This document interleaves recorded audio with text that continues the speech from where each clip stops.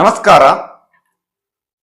ಇವತ್ತಿನ ಸಂಚಿಕೆಯಲ್ಲಿ ತುಂಬಾ ಜನ ಕೇಳ್ತಾ ಇರ್ತಾರೆ, ಸರ್ ನಮ್ಗೆ ಚೆನ್ನಾಗಿ ದುಡ್ಡು ಮಾಡಬೇಕು, ಕೋಟ್ಯಾಧೀಶರಾಗಬೇಕಿದ್ರೆ ಏನ್ ಮಾಡಬೇಕು? ನೋಡಿ, ಕೋಟ್ಯಾಧೀಶರ ಆಗ್ಬೇಕಿದ್ರೆ ನಮ್ಮ ಜಾತಕದಲ್ಲಿ ಯಾವ ದಶಾ ನಡಿಬೇಕು, ಯಾವ ಗ್ರಹ ಯಾವ ಪ್ಲೇಸ್ಮೆಂಟ್ ಅಲ್ಲಿ ಇದ್ದಾಗ, 12 ಮನೆಗಳಲ್ಲಿ ಯಾವ ಗ್ರಹ ಎಲ್ಲಿ ಇದ್ದಾಗ ನಮ್ಗೆ ಚೆನ್ನಾಗಿ ದುಡ್ಡು ಮಾಡಬಹುದು ಅಂತ. ಸೊ ಇದೆಲ್ಲ ಕರ್ಮಫಲ.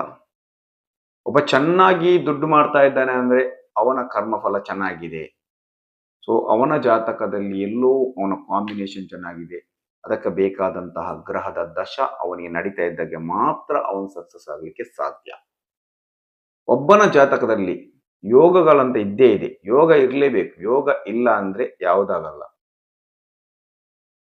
ಯಾಕಂದ್ರೆ ಒಬ್ಬ ಹೋಟೆಲ್ ಮಾಡ್ತಾ ಇದ್ದಾನೆ, ಎಲ್ಲೋ ಒಂದು ಕಾಡಲ್ಲಿ ಮಾಡ್ತಾ ಇದ್ದಾನೆ, ಕಾಂಬಿನೇಷನ್ ಚೆನ್ನಾಗಿದೆ, ದಶಗಳು ಎಲ್ಲೋ ಒಂದು ಗುಡ್ಡ ಪ್ರದೇಶ, ಜನ ಉಡ್ಕೊಂಡು ಹೋಗಿ ಅವನಿಗೆ ಬಿಸ್ನೆಸ್ ಮಾಡ್ತಾರೆ. ಇನ್ನೊಬ್ಬ ಅವನಿಗೆ ಯೋಗನೇ ಇಲ್ಲ, ಅವನಿಗೆ ಹೋಟೆಲ್ ಮಾಡ್ತಕ್ಕಂಥ, ಅವನಲ್ಲಿ ಸಿಟಿಯಲ್ಲಿ ಮಾಡಿದ್ರು, ಅಲ್ಲಿ ಸೆಂಟರ್ ಅಲ್ಲಿ ಮಾಡಿದ್ರು ಅವನಿಗೆ ಜನ ಬರುವುದಿಲ್ಲ. ಇದು ವಿಚಾರ ಗೊತ್ತಿರ್ಬೇಕು ನಮ್ಗೆ. ಯೋಗ ಇದ್ದಾಗ ಎಲ್ಲಾ ಭಾಗ್ಯಗಳು ನಮ್ಮ ಹತ್ರ ಬರ್ತದೆ. ಆ ದಶ ಭುಕ್ತಿ ನಡೆದಾಗ ಸಕ್ಸಸ್ ಸಿಗ್ತದೆ. ಆದ್ರಿಂದ ನೀವು ಕೋಟ್ಯಾಧೀಶರಾಗಬೇಕು, ಕೋಟಿ ದುಡ್ಡು ಮಾಡಬೇಕು, ಶ್ರೀಮಂತರಾಗಬೇಕಿದ್ರೆ ಯಾವ ದಶ ನಡು? ಮುಖ್ಯವಾಗಿ ಪಾಪಗ್ರಹಗಳ ದಶ ನಡಿಬೇಕು. ನೆನ್ಪಿಟ್ಕೊಳ್ಳಿ, ಪುಣ್ಯ ಗ್ರಹಗಳು ಯಾವತ್ತು ನಮಗೆ ದುಡ್ಡಿನ ವಿಚಾರ, ಬೇರೆ ಬೇರೆ ವಿಚಾರದಲ್ಲಿ ಸಕ್ಸಸ್ ಕೊಡ್ಬೋದು. ಹೆಲ್ತ್ ಇರ್ಬೋದು, ಅಥವಾ ಮ್ಯಾರೇಜ್ ಲೈಫ್ ಇರ್ಬೋದು, ಇನ್ನೊಂದು ವಿಚಾರದಲ್ಲಿ ಸಕ್ಸಸ್ ಕೊಡ್ಬೋದು. ಗುರುದಶ ನಡೆದಾಗ ಸಕ್ಸಸ್, ಶುಕ್ರ ದಶ ನಡೆದಾಗ. ತುಂಬಾ ಜನ ತಪ್ಪು ತಿಳ್ಕೊಂಡಿದ್ದಾರೆ, ಶುಕ್ರ ದಶ ನಡೆದಾಗ ಚೆನ್ನಾಗಿ ದುಡ್ಡು ಮಾಡ್ತೇನೆ ಅಂತ. ಇಲ್ಲ, ಪಾಪ ಗ್ರಹಗಳ ದಶಗಳಾದ ರಾಹು ದಶ, ಮುಖ್ಯವಾಗಿ ರಾಹು ದಶ, ಶನಿ ದಶ ನಡೆದಾಗ, ಕೇತು ದಶ ನಡೆದಾಗ, ಕುಜನ ದಶ ನಡೆದಾಗ ಅತಿಯಾಗಿ ದುಡ್ಡು ಮಾಡಿದ, ಅದು ಕೂಡ ಕಾಂಬಿನೇಷನ್ ಚೆನ್ನಾಗಿಲ್ಲ. ಅದರಲ್ಲಿ ಕೂಡ ರಾಹು ಕೊಡುವಷ್ಟು ಯಾರು ಕೊಡುವುದಿಲ್ಲ, ಅದನ್ನ ನೆನ್ಪಿಡಿ. ಕಿತ್ಕೊಳ್ಳುವಷ್ಟು ಯಾರು ಕಿತ್ಕೊಳ್ಳಲ್ಲ. ಕೊಡ್ಬೇಕಿದ್ರೆ ಸಡನ್ ರಾಹು, ಅವನು ಮಾಯಾಕಾರಕ ರಾಹು.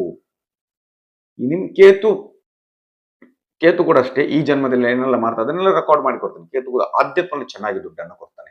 ರಾಹು ದಶ ನಡೆದಾಗ ನಾವು ಊರು ಬಿಟ್ಟು ಹೊರಗೆ ಹೋದಾಗ ಅಲ್ಲಿ ತುಂಬಾ ಸಕ್ಸಸ್ ಕೊಡ್ತಾನೆ.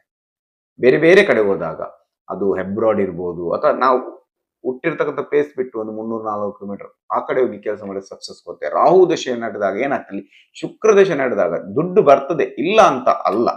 ಆದ್ರೆ ದುಡ್ಡು ಬಂದಾಗ ಅಲ್ಲಿ ನಮ್ಮ ಹತ್ರ ಒಂದು ಫೀಲಿಂಗ್ ಇರ್ತದೆ, ಇನ್ನೊಬ್ಬರಿಗೆ ಕೊಡ್ಬೇಕು ಅಂತ. ರಾಹು ದಶ ಹಂಗಲ್ಲ, ರಾಹು ದಶ ಬಂದಾಗ ಇನ್ನೂ ಮಾಡಬೇಕು, ಮತ್ತಷ್ಟು ಬೇಕಾದ್ರೆ ಆಸೆಕಾರಕ. ಶುಕ್ರ ರಾಹು ಎಲ್ಲ ಆಸೆಕಾರಕ. ರಾಹು ಆಸೆಯನ್ನು ಜಾಸ್ತಿ ಮಾಡ್ತಕ್ಕಂಥವನು.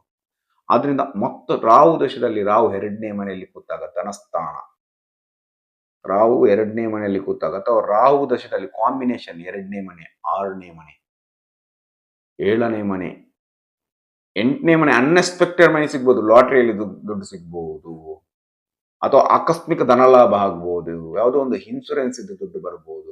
8ನೇ ಮನೆ, 8ನೇ ಮನೆ ಜೊತೆ 11ನೇ ಮನೆ, ಇಷ್ಟು ಮನೆಗಳು ಕನೆಕ್ಟ್ ಆಗಿದೆ. 2ನೇ ಮನೆ, 6ನೇ ಮನೆ, 7ನೇ ಮನೆ ಪಬ್ಲಿಕ್ ಮನಿ, 8ನೇ ಮನೆ ಗೊತ್ತಿಲ್ಲದ ಹಣ, 11ನೇ ಮನೆ, ಇದು ಕನೆಕ್ಟ್ ಆದಾಗ ನಿಮ್ಗೆ ಅತಿಯಾಗಿ ದುಡ್ಡು ಬರ್ತಕ್ಕಂಥ, ಕೋಟಿ ಕೋಟಿ ದುಡ್ಡು. ಅದೇ ರಾಹು ದಶೆಯಲ್ಲಿ ಏನಾದ್ರೂ 3ನೇ ಮನೆ ಕನೆಕ್ಟ್ ಆಗಿ ಅಷ್ಟಮ ಭಾವದ ಜೊತೆ, ಪಂಚಮ ಭಾವದ ಜೊತೆ, ಅಷ್ಟಮ ಮನೆ ಒಂದು, 8ನೇ ಮನೆ ಒಂದು, 12ನೇ ಭಾವ ಒಂದು, ಎಲ್ಲ ಲಾಸ್ ಆಗ್ತಕ್ಕಂಥದ್ದು ನನ್ನ ನೆನಪಿರ್ಬೇಕು. ಆ ಸಮಯದಲ್ಲಿ ಏನಾದ್ರೂ ನೀವು, ಅದಕ್ಕೆ ಗೊತ್ತಿದ್ದವರ ಹತ್ರ ಜ್ಯೋತಿಷ್ಯ ಕೇಳಬೇಕು. ಆ ಸಮಯದಲ್ಲಿ ಏನಾದ್ರೂ ನೀವು ಇನ್ವೆಸ್ಟ್ಮೆಂಟ್ ಮಾಡಿದ್ರೆ ಗೋವಿಂದ, ಎಲ್ಲ ಹೋಗುತ್ತೆ.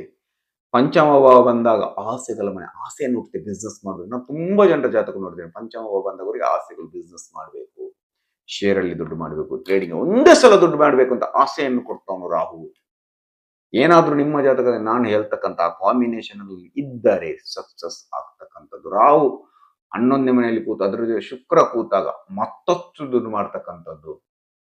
ಅಲ್ಲಿ 8ನೇ ಮನೆ ಜೊತೆ, 8ನೇ ಮನೆ, 11ನೇ ಮನೆ, 4ನೇ ಮನೆ ಬಂದಾಗ ತುಂಬಾ ಆಸ್ತಿಯನ್ನು ಮಾಡ್ತಕ್ಕಂಥದ್ದು ರಾಹು ದೇಶದಲ್ಲಿ.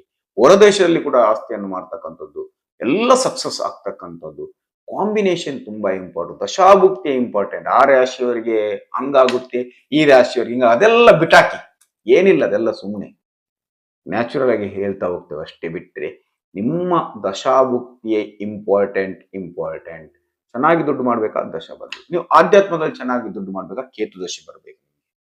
ಅದು ಯೋಗ ಇರ್ಬೋದು, ನ್ಯೂಮರಾಲಜಿ ಜ್ಯೋತಿಷ್ಯ ಇರ್ಬೋದು, ದೈವಾರಾಧನೆ ಚೆನ್ನಾಗಿ ದುಡ್ಡು ಮಾಡ್ಬೇಕಾ ಕೇತು ದಶದಲ್ಲಿ ಮಾಡಬಹುದು. ಭೂಮಿ ವಿಚಾರದಲ್ಲಿ ಚೆನ್ನಾಗಿ ದುಡ್ಡು ಮಾಡ್ಬೇಕಾ ಶನಿಯಲ್ಲಿ ಆ ಕಾಂಬಿನೇಷನ್ಗಳು ಬಂದಾಗ ಚೆನ್ನಾಗಿ ದುಡ್ಡು ಮಾಡ್ತೀಯ. ನಿಮ್ಮ ಜಾತಕವನ್ನು ಮೊದಲು ನೋಡಿ, ಯಾವ ಬಿಸ್ನೆಸ್ಗೆ ಹೋಗ್ಬೇಕು, ನಾನು ದುಡ್ಡು ಮಾಡ್ತೇನೆ ಚೆನ್ನಾಗಿ, ಇದೆಲ್ಲವೂ ನಿಮ್ಮ ಜಾತಕದಲ್ಲಿದ್ದಾಗ ಖಂಡಿತವಾಗ್ಲೂ ಸಕ್ಸಸ್ ಸಿಕ್ಕೇ ಸಿಗ್ತದೆ. ಸೊ ಮತ್ತು ಕೇಂದ್ರ ಸ್ಥಾನದಲ್ಲಿ ಗ್ರಹಗಳಿದ್ದಾಗ ಅಂದ್ರೆ 1ನೇ ಮನೆ, 4ನೇ ಮನೆ, 7ನೇ ಮನೆ, 10ನೇ ಮನೆಯಲ್ಲಿ ಗ್ರಹಗಳು ಕೂತಾಗ, ಅದು ಕೂಡ ಪಾಪಗ್ರಹಗಳು ಕೂತಾಗ, ಅದರ ದಶಾಗಳು ಬಂದಾಗ, ಈ ಕಾಂಬಿನೇಷನ್ ಬಂದಾಗ ತುಂಬಾ ಸಕ್ಸಸ್ ಕೊಡ್ತಕ್ಕಂಥದ್ದು.